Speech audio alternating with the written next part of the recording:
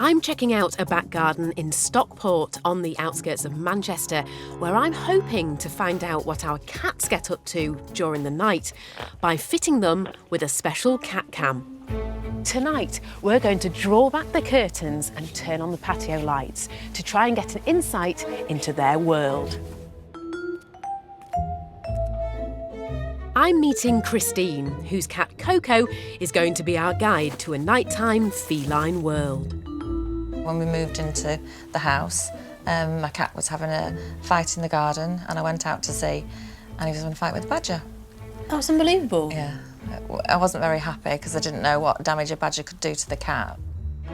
Now Christine wants to know exactly what Coco gets up to during the night and if she gets into another fight with the local badgers. So if it's okay with you, I'm going to pop this collar on. Now this has night vision on it, so we'll see what Coco gets up to. You ready to go roving? There you go, Coco. Good luck. But as our cat experiment gets going, there's a problem. Coco doesn't want to leave the garden at all. She's only got as far as the bench. She's giving you a dirty look. A bit of gentle encouragement is needed. She's now made it as far as the furniture out there in the garden, which is at least 3 metres away from us, so she's really pushing it. Good work, Coco. Maybe go a bit further. Oh, she's made it to the back gate.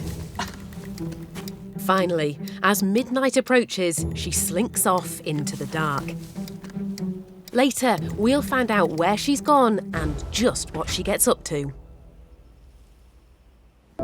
I'm staying up all night in Stockport, ready to welcome Coco, the domestic cat, and her camera back home. Oh, Christine, it's now 5:20 in the morning.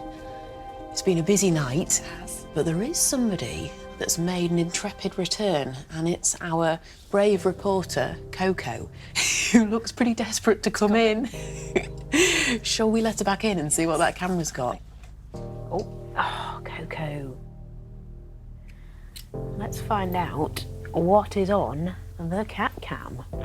After hours of waiting, we're desperate to see what Coco got up to on her nighttime adventures. Gives you a totally different perspective, doesn't it? Gotta say, Coco, it's not BAFTA yet, is it? It's quite confusing. It's not winning any awards, that one. By matching the camera up with a map of the area, we can figure out where she goes.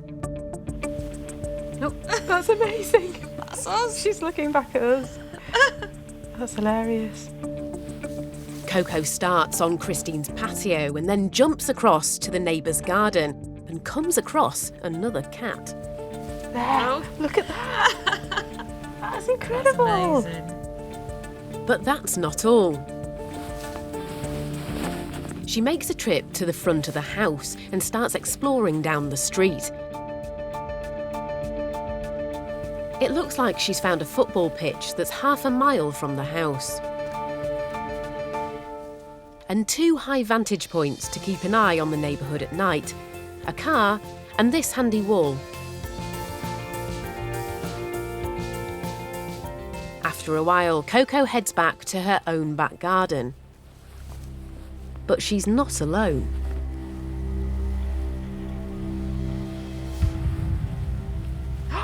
Oh, wow! Did you see that? Yeah. That is a cat's eye view Of a badger feeding. When they are up there, they look huge. Yeah. Even with the badgers so close, Coco doesn't seem fazed.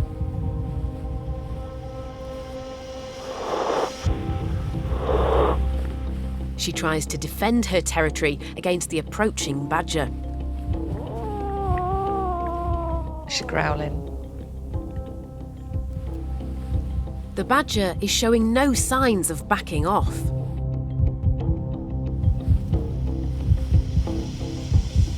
So Coco sensibly retreats. I'm back up on the furniture. She's out of there. Cats can climb better than badgers, so Coco is safe up here. I'm impressed. That was amazing. I'm impressed. That was well amazing. done. Well done. She's chilled now. Absolutely. I don't think that she's threatened by them. I'm quite happy.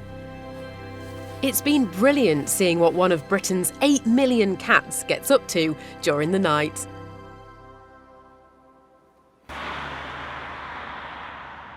Hi, Christine. I'm in another back garden, this time in Stockport, to meet Christine, who's dedicated 13 years getting to know the nocturnal animals that visit her house.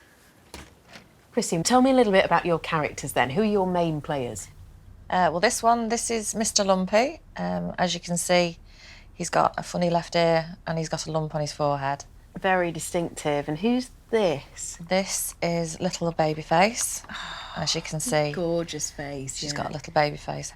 And this one is Humbug. Why have you called it Humbug? Black, white and sweet. That's lovely. Any more? Yeah. This one is Mrs. Lumpy Nose. OK, and I'm guessing that's because there's quite a distinctive lump just on there. her nose, yeah. As well as the badgers, a fox also visits Christine's garden, and she needs food more than ever. She's got cubs. Yeah, because of the quite distinctive teats there. Yeah. So she's obviously feeding them at the moment. But trouble is brewing in this back garden paradise. The badgers don't like to share, and this is bad news for our little vixen. She needs food for her cubs. Good. Christine hasn't seen the female fox for a few nights, so we're staying up hoping to see her tonight. But it's not long before we get another visitor.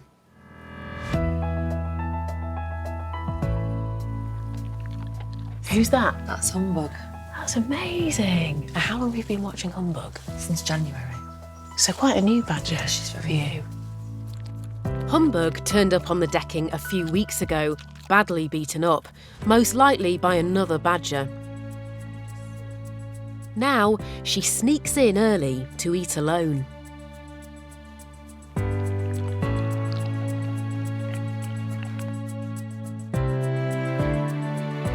I think she's gone. It's only when we put more food out that the next diner turns up. Oh, I can see why you're called Babyface. Oh, she's beautiful. She is beautiful. Hello. Babyface has timed her arrival to avoid the other badgers. None of them will share. If they all come together, if 3 of them come together, they will just lie on the food so that no one can eat it. She's right by the window. This is amazing to see so close. Who needs TV when you've got this? I mean, I've seen badgers before, but I have never been this close. Is this as close as you've got? No, I can open the door for you. Really? Yeah.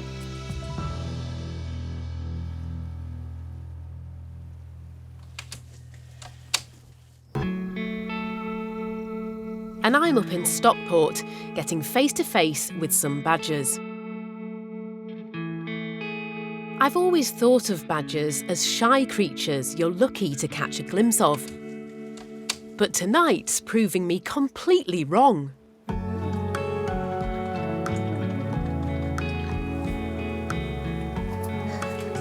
Hello, you. I can't believe how noisy you are. You're very noisy. This is just a magical experience. It's a privilege. With some of the UK's most iconic wildlife that's just never seen because it's out at night. I mean, it's like she could come in and sit on your sofa. She's never done that, right? No. No.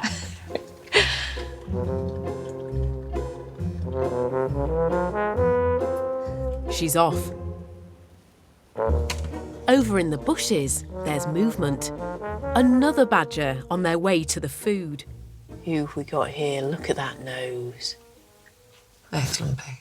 Oh, look at him. You can tell, actually, that he's a boar as well, can't you? Yeah. He's the biggest of the badgers. When he first came to the door, he was covered in battle scars.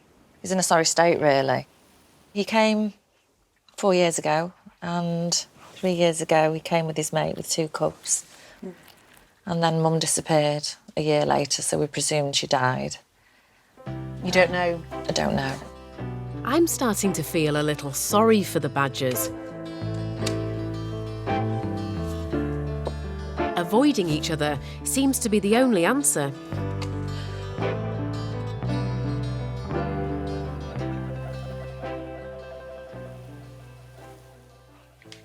He has eaten around every bit of food available out there and left that perfect egg sitting in the middle.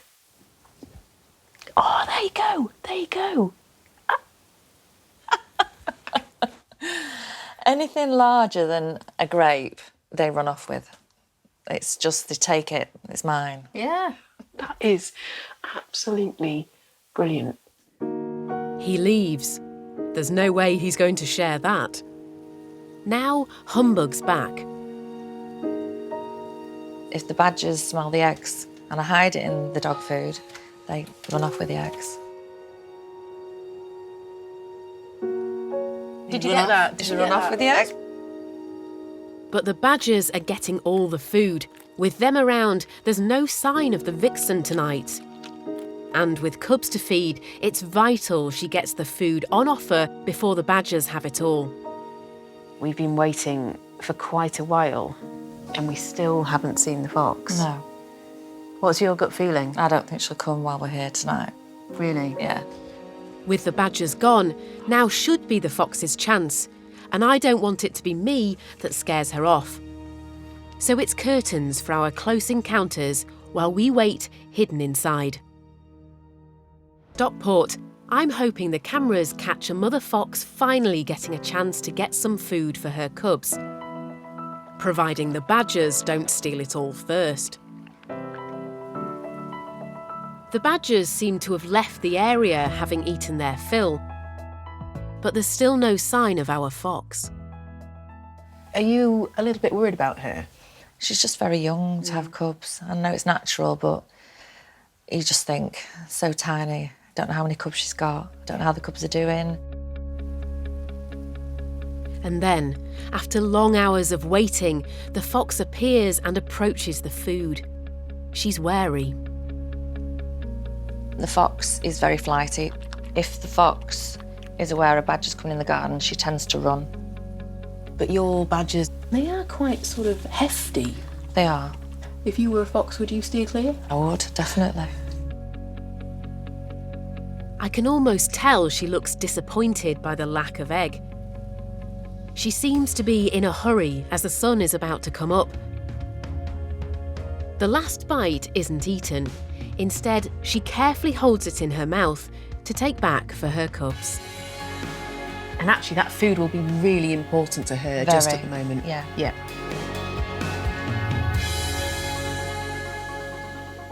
Well, it's been a really busy night, absolutely brilliant for me. The sun's rising. Shall we reclaim your patio? I think so. I think we should. Yeah. Come on, let's go outside.